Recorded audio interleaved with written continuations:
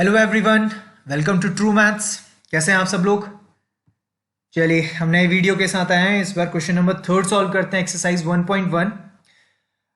पिछले वीडियो में मैंने आपको समझाया था सेट्स क्या होता है, ठीक है। उसके बाद हमने सीखा था कि बिलोंग्स टू और डज नॉट बिलोंग्स टू का क्या मतलब होता है। अब थर्ड वीडियो में हम लोगों ने सेट्स का रिप्रेजेंटेशन सीखना है, ठीक है। हमने सीख लिया कि सेट्स कैसे बनता है, किस चीज को सेट्स बोलते हैं। अब इंपॉर्टेंट है सेट्स को रिप्रेजेंट कैसे कर सकते हैं हम लोग, ठीक है। सेट को जनरली दो तरीके से रिप्रेजेंट कर सकते हैं। एक को रोस्टर फॉर्म बोलते हैं, एक को सेट बिल्डर फॉर्म बोलते हैं, ठीक है। ये जो सामने आपको ये जो दिख रहा है, ये आपको जो फर्स्ट सेंटेंस या फर्स्ट जो स्टेटमेंट दिख रहा है, इसको हम बोलते हैं sets represented in set builder form, ठीक है। और इसको आपने कन्वर्ट करना है रोस्टर फॉर्म में, ठीक है। रोस्टर फॉर्म होता है, फॉर एग्जाम्पल मैं आपको एक सेट बना के दिखाता हूं। यहां पे ए, ठीक है। ए एक सेट है, मैंने आपको बताया जो भी सेट होता है उसको हम लोग कैपिटल लेटर से रिप्रेजेंट करते हैं। लेट से A1, 2 और 3। तो ये एक सेट है ए जिसके 3 एलिमेंट्स है 1, 2 और 3। तो ये किस फॉर्म में है? ये रोस्टर फॉर्म है, ठीक है। और ये जो सामने आपको दी हुई है सारे स्टेटमेंट, ये किस फॉर्म में है? ये सेट बिल्डर फॉर्म में है, ठीक है। तो हम इस वाले और इससे जो अगला वाला वीडियो है उसमें सीखेंगे दोनों को आपस में कैसे कन्वर्ट करना है, रोस्टर को सेट बिल्डर में और सेट बिल्डर को रोस्टर में। तो आओ सबसे पहले इस वाले क्वेश्चन को सॉल्व करते हैं। यहां पे एक सेट दे रखा है, मैं इसका सॉल्यूशन कर रहा हूं यहां पे। और ठीक है, ठीक है। एक सेट है और सेट में क्या नंबर्स हैं, एक्स को सॉल्व करना है आपने, ठीक है। कैसे? एक्स को सॉल्व करने के लिए इसके बाद जो स्टेटमेंट दे रखी है आपने इसको यूज करना है, ठीक है। तो एक्स को आप सॉल्व करेंगे सेट ए के लिए। और एक्स क्या है? एक्स ऐसे इंटीजर्स हैं, पहली बात तो एक्स एक इंटीजर्स है, ठीक है। और वो भी सिर्फ और सिर्फ इस रेंज के बीच में, मतलब x -3 से ग्रेटर देन इक्वल्स टू है। ये साइन आपको, मुझे लगता है आपको पता होगा कि जिस तरफ इस साइन की टिप होती है वो छोटा होता है और दूसरी तरफ बड़ा होता है। तो x इस तरफ है तो x बड़ा है -3 से, और उसके नीचे एक और ये डैश लगा हुआ है, इसका मतलब होता है इक्वल्स टू। x -3 से ग्रेटर देन इक्वल्स टू है, बट 7 से x छोटा है, क्योंकि यहां पे देखिए x की तरफ निप है, दैट मींस x 7 से छोटा है। तो बेसिकली आपने सेट इस स्टेटमेंट को अगर ढंग से पढ़ा जाए तो आपने x को सॉल्व करना है। x सिर्फ इंटीजर्स है, तो जब मैं कहता कि अगर सिर्फ यहीं तक आपको सॉल्व करना होता, x और x को इंटीजर बनाना होता, तो इंटीजर तो सारे हो सकते थे, 0 से पॉजिटिव वाले 1 2 3 4 5, और 0 से नेगेटिव वाले -1 -2 -3 -4 5 और इंफिनिटी, और ऐसी पॉजिटिव इंफिनिटी। बट यहां पे उन्होंने एक और कंडीशन दे दी कि x -3 और 7 के बीच में है, x -3 से बड़ा और बराबर है। तो क्या लग रहा है आपको, क्या क्या नंबर पॉसिबल होंगे x के? तो x के लिए -3 पॉसिबल होगा, -2 पॉसिबल होगा, -1 पॉसिबल होगा, 0 होगा नहीं होगा? ऑब्वियसली होगा क्योंकि 0 भी एक इंटीजर है। और फिर 1 होगा, फिर ऐसे ही 2 होगा, 2 भी एक एलिमेंट होगा इस सेट का, ऐसे ही 3 भी एक एलिमेंट होगा, ये कॉमा है, ऐसे ही 4 भी एक सेट होगा इस वाले से, अगली 5 भी एक सेट होगा, 6 भी एक सेट होगा, और 7 भी नहीं। गुड, शाबाश। क्यों? क्योंकि 7 x 7 से छोटा है, दैट मीन 7 कंसिडर नहीं करेंगे। बट यहां पे x -3 से बड़ा भी है और बराबर भी है, इसका मतलब बराबर भी है, तो मैंने -3 कंसिडर किया है यहां पे, ठीक है। लेकिन 7 कंसिडर नहीं होगा यहां पे। तो इस तरीके से आप इसको इजीली सॉल्व कर सकते हो। ये देखिए पहला सेट बन गया रोस्टर फॉर्म में। क्लियर है? कोई दिक्कत? चलो ठीक है। नेक्स्ट वाला बी, अगेन एक सेट है, और बी में क्या है? बी में अगेन एक्स को सॉल्व करना है आपने, और एक्स नेचुरल नंबर है लेस देन 6। तो नेचुरल नंबर्स कहां से स्टार्ट होते हैं? ऑब्वियसली 1 से, नेचुरल नंबर कहां से स्टार्ट होते हैं? 1 से, और ये जो नेचुरल नंबर है ये लेस देन 6 है, तो 1, 2, 3, 4, 5, 6 आएगा? नहीं, बहुत बढ़िया। क्यों? क्योंकि नेचुरल नंबर जो लिखना है हमें लेस देन 6 लिखना है, तो इसका मतलब 6 को हम लोग इंक्लूड नहीं करेंगे, तो ये दूसरे का आंसर आ गया है। ठीक है, अच्छा सी अगेन एक सेट है, तीसरा वाला सॉल्व करते हैं। मेरे ख्याल से इजी है, मुश्किल नहीं है ना? तो रोस्टर फॉर्म को हम इजीली सेट बिल्डर फॉर्म को हम इजीली रोस्टर फॉर्म में कन्वर्ट करते हैं। ठीक है, अच्छा सी एक सेट है, अगेन सी के लिए किसको सॉल्व करना है? एक्स को सॉल्व करना है, और एक्स क्या है इसके लिए फर्दर कंडीशन दी हुई है कि एक्स पहली बात तो सिर्फ 2 डिजिट का नंबर है,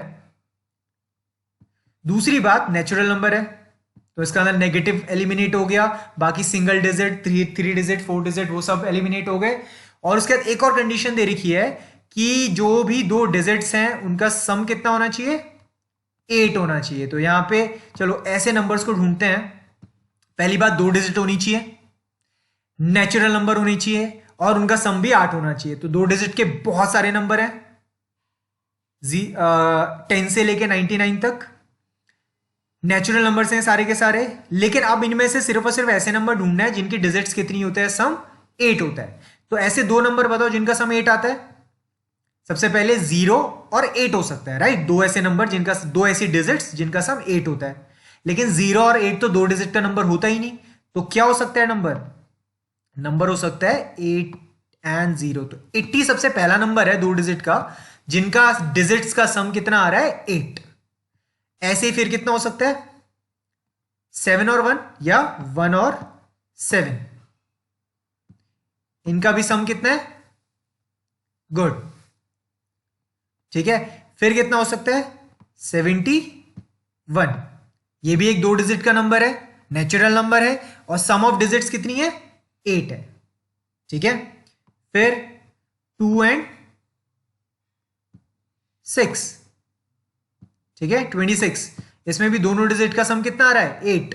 ऐसे ही अगला नंबर कितना होगा? 62। समझ आ रहा है आपको? अच्छा, अभी जैसे मैंने 0 8 स्टार्ट किया, फिर 1 7 किया, पहले 0 में 8 ऐड किया, फिर 1 में 7 ऐड किया, फिर 2 में 6 ऐड किया, तो अब 3 में कितना ऐड करना पड़ेगा? 3 में 5। गुड, ठीक है। तो 35 एक 2 डिजिट का नंबर है जिनका सम कितना आ रहा है? 8। अगला कितना होगा? 53। अगला होगा 4 एंड 4। 4 एंड 4। अच्छा, अगेन दोबारा 4 एंड 4 नहीं लिख सकते, क्योंकि एक सेट में सेम नंबर का आप रिपीटिशन नहीं कर सकते, मतलब सेम ऑब्जेक्ट का रिपीटिशन अलाउड नहीं होता किसी भी सेट के अंदर। तो जैसे 2 डिजिट 4 एंड 4 है, तो वापस उसको 4 एंड 4 नहीं लिख सकते आप, ठीक है। यहां 3 5 को 5 3 लिख सकते थे, क्योंकि ये दोनों डिफरेंट नंबर्स हैं, ठीक है। तो ये वाला हमारा सेट यहां पे कंप्लीट हो गया है, ठीक है। ये सेट हो गया कंप्लीट, ठीक है। कोई नंबर मिस तो नहीं किया हम लोगों ने? 0 8 हो गया, 1 7 हो गया, 2 6 हो गया, 3 5 हो गया, और 4 4 हो गया, ठीक है। फिर वापस रिपीट करता 5 3 होता, तो मैंने उसको वापस वहीं पे लिख लिया है, ठीक है। अच्छा, अगला वाला DX सेट है। समझ आ रहा है ना आप सब लोगों को कैसे सॉल्व करना है इसको? ठीक है। अगर किसी में प्रॉब्लम होती है तो प्लीज वीडियो को पॉज करके वापस रिवाइंड करके एक बार देख लीजिए मैं क्या कहना चाह रहा हूं, आपको समझ आ जाएगा। बहुत ज्यादा मुश्किल नहीं है ये चैप्टर, ठीक है। अच्छा, नेक्स्ट है x is a prime number है, और जो कि डिविजर है 60 का। तो उसके लिए जैसे मैंने यहाँ पे देखिए पहले से वो बना रखा है, तो डिविजर 60 का होने के लिए पहले आप इसके प्राइम फैक्टर्स निकाल लीजिए। तो 60 के प्राइम फैक्टर क्या क्या होता है? सबसे पहले 2 हो गया, 2 30 60, फर्दर 2 हो गया, 2 15 फिर 3 से हो गया, 3 5 और फिर 5 5 1 ठीक है। तो डी के कौन कौन से प्राइम फैक्टर्स निकल के आए? सॉरी, 60 के क्या क्या प्राइम फैक्टर्स निकाल पाए आप लोग? तो 60 के प्राइम फैक्टर्स हैं 2 अगेन 2 अगेन 3 अगेन 5, बट मैंने बताया कि रिपीटिशन तो होता ही नहीं है, तो आप 2 सबसे पहला है, फिर उसके बाद 3 एस दूसरा प्राइम फैक्टर है या डिविजर है उसका, और अगला है 5, ठीक है। 2 को रिपीट नहीं करेंगे।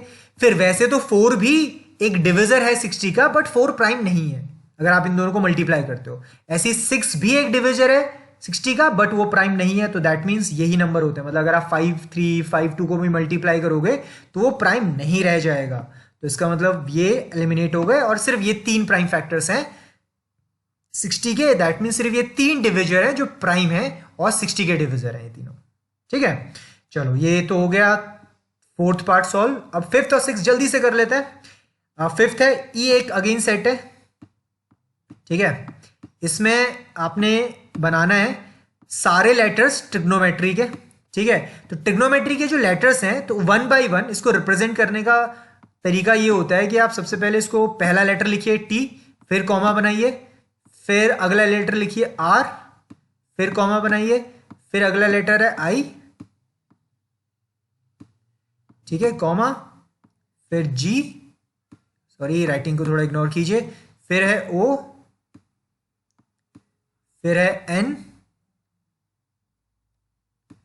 फिर है ओ। बट अगेन जैसा कि मैंने थोड़ी देर पहले बताया, आप रिपीटिशन नहीं करते किसी भी सेट के अंदर।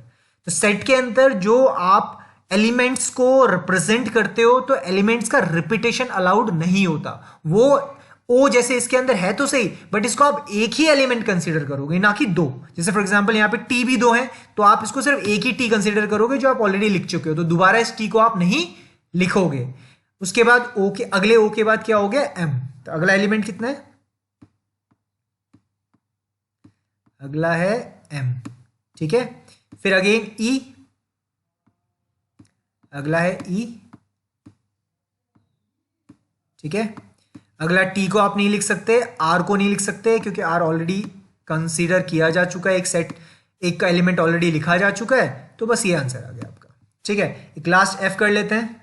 समझ आ रहा है आप लोगों को मैं क्या कहना चाह रहा हूं कि सबसे 2 चीज इंपॉर्टेंट है, सेट बिल्डर फॉर्म और रोस्टर फॉर्म में डिफरेंस पता होना चाहिए, और जब आप इसको सेट बिल्डर फॉर्म में लिख रहे होते हो तो एलिमेंट का रिपीटिशन नहीं करना होता, और जैसे जैसे स्टेटमेंट में लिखा होता है उसको आपने नॉर्मली लिखना होता है। ठीक है, तो जैसे एफ एक्स, तो इसमें बी पहला लेटर है, कॉमा, ई इसमें दूसरा लेटर है, कॉमा, फिर टी, कॉमा, दूसरा टी दूसरा ई, एलिमिनेट करेंगे, मतलब दूसरी कंसीडर नहीं करेंगे क्योंकि ऑलरेडी ई और टी इसमें कंसीडर किया जा चुका है। तो लास्ट जो एलिमेंट है इस सेट का वो है आर। तो इस क्वेश्चन को इस तरीके से इजीली सॉल्व कर सकते हैं। आई होप आपको ये समझ आया वीडियो। प्लीज लाइक सब्सक्राइब कीजिए, मुझे बताइए आपको ये वीडियो कैसा लगा, समझ आया नहीं आया। आप प्लीज हमारा ऐप भी डाउनलोड कीजिए, और थैंक यू वेरी मच देखने के लिए वीडियो।